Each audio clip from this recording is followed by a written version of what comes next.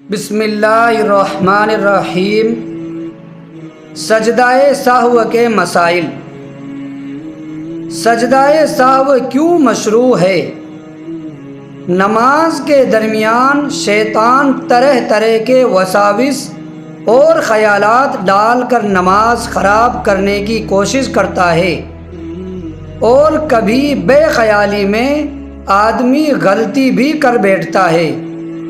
اس غلطی کی تلافی اور شیطان کی کوشش کو ناکام کرنے کے لیے شریعت میں سجدہ سہو کا حکم دیا گیا ہے۔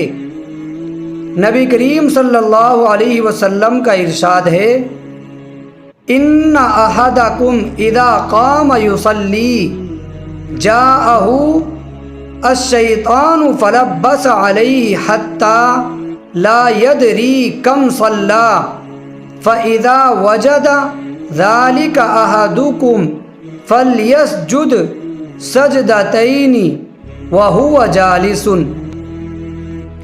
جب تم میں سے کوئی شخص نماز پڑھنے کھڑا ہوتا ہے تو شیطان اس کے پاس آ کر اس کو شبے میں ڈالتا ہے، شک میں ڈالتا ہے، یہاں تک کہ اسے پتہ نہیں رہتا کہ اس نے کتنی رکعت نماز پڑھی۔ لہٰذا جب تم میں سے کوئی اس طرح کی بات محسوس کرے تو اسے چاہیے کہ بیٹھے بیٹھے 2 سجدے اور کر لے۔ سجدہ سہو کے وجوب کے اسباب۔ نماز میں سجدہ سہو واجب ہونے کے درج ذیل اسباب ہیں۔ ان میں سے جب بھی کوئی سبب پایا جائے گا تو سجدہ سہو واجب ہو جائے گا۔ نمبر 1، کسی فرض یا واجب عمل کو اپنی اصل جگہ سے مقدم کر دینا، مثلا قرأت سے پہلے رکوع کر لیا یا سورہ فاتحہ سے پہلے سورت ملا لی۔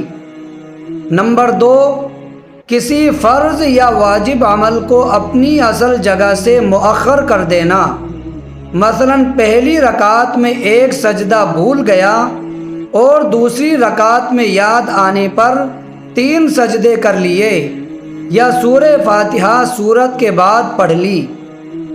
نمبر 3، کسی فرض یا واجب کا تکرار کر دینا، مثلا رکوع 2 بار کر لینا یا ایک رکعت میں 3 سجدے کر لیے۔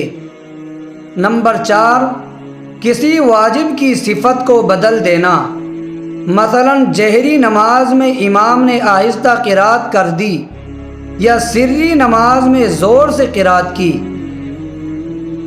نمبر 5، کسی واجب کو ترک کر دینا، چھوڑ دینا، مثلا تشہد نہیں پڑھا یا سورہ فاتحہ چھوڑ دی۔ ذیل میں سجدہ سہو سے متعلق چند اہم اور ضروری مسائل ذکر کیے جا رہے ہیں۔ سجدہ سہو کا طریقہ۔